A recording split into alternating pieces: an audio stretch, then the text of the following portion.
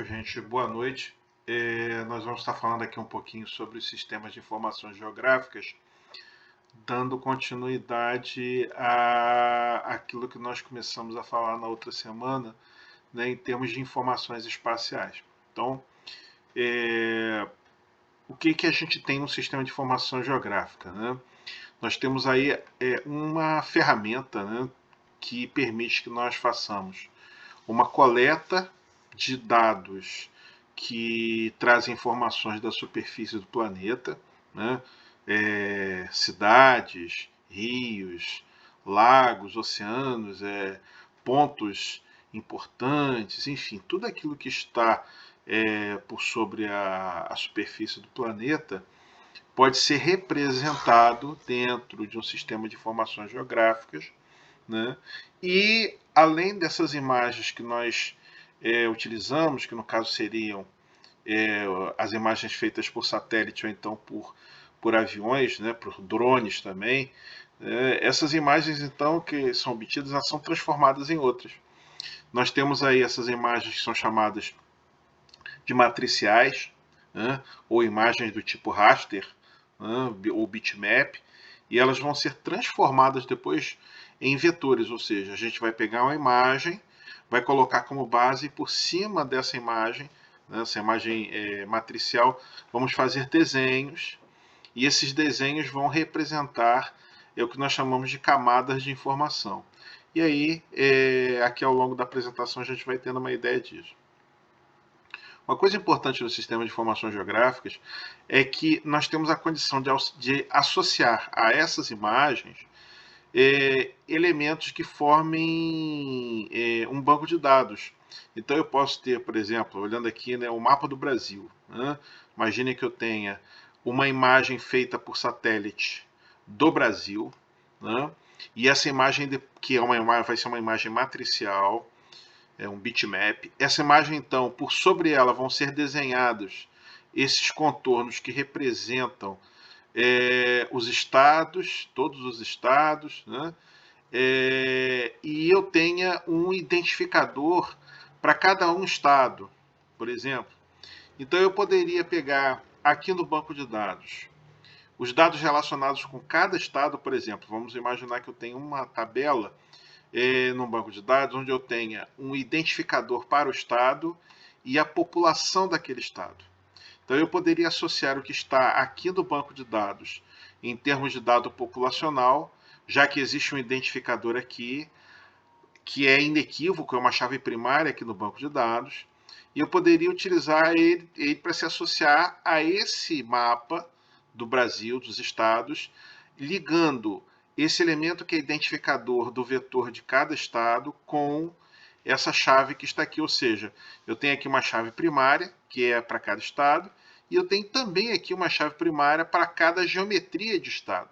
E aí eu associando esses dois elementos, eu teria aqui um mapa que poderia representar a população brasileira, tá ok?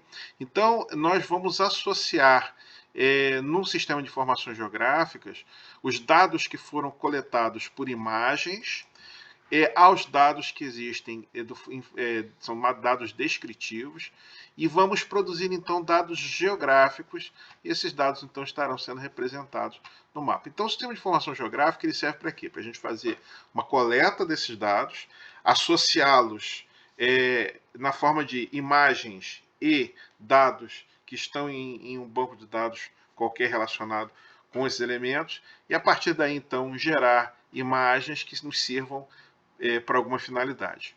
Essa que é a ideia do Centro de Informação Geográfica. E então está aqui, né, ferramentas computacionais para geoprocessamento, também é um termo muito comum falar-se em geoprocessamento, né, ou seja, o processamento de dados geográficos, que vai permitir que a gente faça análises complexas ao integrar dados de diversas fontes e ao criar um banco de dados georreferenciado. Um termo também bastante comum é o georreferenciamento de dados, ou seja, eu utilizar um dado descritivo, população do estado do Rio de Janeiro, e já referenciar esse dado associando a uma geometria que representa o estado do Rio. Então, eu georreferenciei dados relacionados com a população daquele estado. Né? E aqui nós temos uma representação do que é feito. Observe que aqui eu tenho a superfície do planeta com vários pontos, né? Aqui, por exemplo, olha, um rio, um ponto, né, de saída, de descarte. Por exemplo, poderia ser de uma água industrial, poderia ser um esgoto, alguma coisa assim. Né? Tenho aqui, por exemplo, residências, aqui uma fábrica, aqui um parque. O que eu faço então é representar cada um desses elementos na forma de camadas, né? E essas camadas, cada uma delas vai representar um tema. Por exemplo, eu tenho um tema que é a hidrografia, um tema que é a ocupação do solo, um outro tema que é a rede de água e esgoto da cidade. Enfim, eu vou tendo várias camadas, né? Eu vou estratificando esses dados da superfície na forma de camadas e depois a gente pode trabalhar com essas camadas produzindo informação geográfica. Né? Então, o sistema de informação geográfica ele vai permitir a produção de mapas, né? A gente visualizar essa informação geográfica. Nós fazemos uma análise espacial de fenômenos, e aí quando se fala fenômenos, nós poderíamos pensar, por exemplo, olha, tem uma plantação que sofreu a ação de uma praga. Então, quando você faz a imagem do satélite, você consegue, a partir da análise da imagem, definir quais são as áreas que estão sendo atacadas e, com isso, representar uma área de cobertura vegetal, que é de plantação, com a respectiva praga que está aparecendo ali, que está incidindo ali. Né?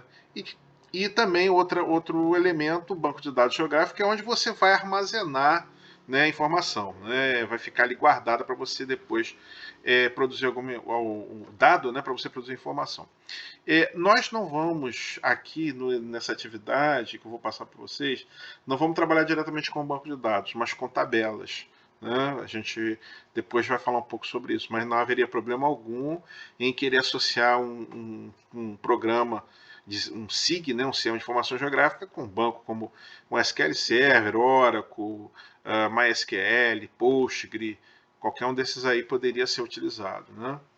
Então está aqui a estrutura dos dados geográficos, aqui a tela de um programa, depois vocês vão ver, vocês vão utilizar, né, o QGIS.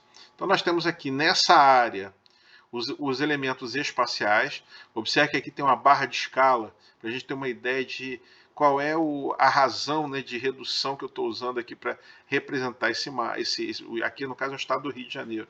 Né? As escalas que a gente trabalha nesses sistemas são sempre escala de redução, porque a gente está pegando uma área muito grande representando um espaço menor. Então são escalas de redução. Então aqui nessa janela nós temos os elementos espaciais. Nós vamos poder abrir, por exemplo, tabelas trazendo atributos que não são gráficos. Né? Aqui nós temos os planos, ou seja, as camadas, depois vocês vão mexer com isso. Né? Aqui as bases de dados, tabelas que foram utilizadas para poder gerar essa imagem, enfim. É uma representação de um software, não um ambiente SIG, mas não é esse que a gente vai utilizar, tá? A gente vai utilizar outro que é parecido, não é muito diferente disso não. Depois a gente vai ver em detalhes. Então, observe o seguinte, nós temos 3 geometrias que são as fundamentais. A primeira é o ponto, a segunda é a linha e a terceira é a área. Né? Ponto. Eu quero representar as capitais de um país, eu posso colocar um pontinho para cada uma. Eu quero representar aqui em Macaé, por exemplo, os hospitais ou as escolas. Então eu posso usar o ponto para representá-las dentro de um limite de escala visual, né, de acordo com a minha necessidade. Observem que esse elemento é o mais primitivo. Depois nós temos a linha. A linha é formada de vários pontos em sequência interligados, né, tendo início e fim. Então a linha vai se prestar muito para representar, por exemplo, estradas, hidrografia, coisas que podem ser representadas com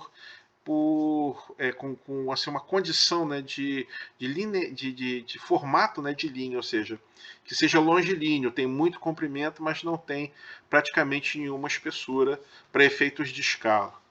E finalmente as áreas, que é onde a gente vai representar polígonos, né, com fechados, né, que também são pontos, só que o que acontece? Na representação de área, né, o polígono, ele é uma sequência de pontos, assim como é a linha, só que o último ponto ele vai estar ligado ao primeiro. Então você acaba fechando, né, delimitando uma área. Normalmente a gente vai utilizar para representar as grandes áreas. Por exemplo, eu quero representar Macaé, a cidade de Macaé, e mostrar nela as escolas. Então eu vou usar um polígono para representar a cidade e usar, por exemplo, os pontos para representar as escolas. Nessa ideia. Outra coisa, essas imagens, esses elementos que estão aqui, eles são formadores do que nós chamamos de imagem vetorial. Né? É diferente de uma imagem de satélite, uma aerofoto, onde nós não temos esses elementos sendo colocados. Tá? Numa imagem raster, uma imagem bitmap, você não vai trabalhar com ponto, linha e polígono. Tá? Somente na imagem vetorial, que a gente vai ver mais à frente. Aqui, o modelo matricial, né, aquele modelo baseado em pixels, né, o que a gente conhece, por exemplo, como a fotografia, né, quando você faz uma foto com tantos pixels, né, de resolução, eu quero tantos megapixels de resolução, isso aí a gente está falando de imagem matricial a rastro. Né, a base dela é o pixel. E, logicamente, quanto menor o pixel, melhor a condição de resolução espacial, como a gente já havia falado naquelas slides sobre as resoluções, os tipos de resolução, né, das imagens raster. Né, e aí uma representação da imagem na forma, né, desse código, né, que é a representação do pixel, né, num código, mas a representação do pixel. Nós chegamos a comentar sobre a imagem raster, né, da questão da resolução espacial, resolução radiométrica e tudo mais. Isso aí está nos outros slides. Né? A gente não vai trabalhar com a imagem raster, né, nessa atividade.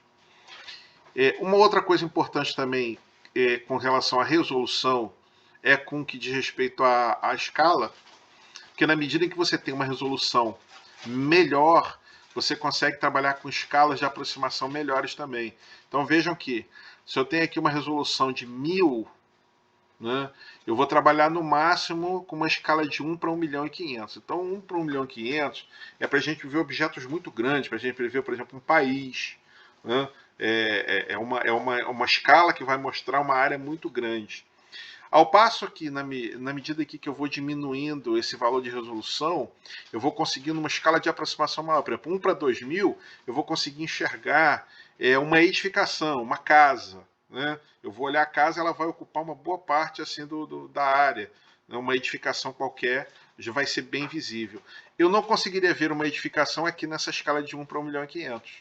Assim como eu aqui em 1 para 2000 não vou ter condição de ver um país inteiro, dependendo do tamanho dele, porque é uma escala de representação muito detalhada. Então é muito importante a gente ter esse olhar na hora de fazer os mapas, né, de montar as nossas informações espaciais. Então aqui são exemplos de imagens matriciais, né, que nós aí não vamos trabalhar aqui, obtido por sensoriamento remoto, modelo numérico terreno, que é uma representação que pode gerar uma visão em 3D, né, do território e tudo mais. Tá? O que a gente vai trabalhar realmente é isso que está aqui, né, o polígono, a linha e o ponto, em imagem vetorial. Entendam o seguinte, o vetor ele é um desenho que eu faço em cima da imagem matricial. Então, por exemplo, eu fiz a foto daqui da região, aí a gente descobre ali, olha, tem um rio passando aqui, o Rio Macaé. Eu vou em cima dessa imagem matricial e faço o desenho de uma linha, então eu estou vetorizando esse rio. E aí eu passo a ter uma imagem vetorial por sobre uma imagem matricial. Essa aqui é a ideia. Aqui só alguns exemplos, né, de imagens. Aqui falando da topologia, para nós não é importante. Aqui um processo de vetorização, né, pode ser automático ou manual, né, pode ser semi-automática. Aqui, por exemplo, é uma vetorização de curva de nível. Né, isso aqui está representando um local onde tem uma certa altitude. E aqui cada uma dessas curvas ela está distante da outra de uma certa dimensão. Então, de acordo com as curvas de nível, a gente consegue enxergar, por exemplo, os lugares que são mais altos e outros que são mais baixos, né? Isso é uma forma de você representar a altitude. Aqui, por exemplo, olha, eu tenho uma curva de nível.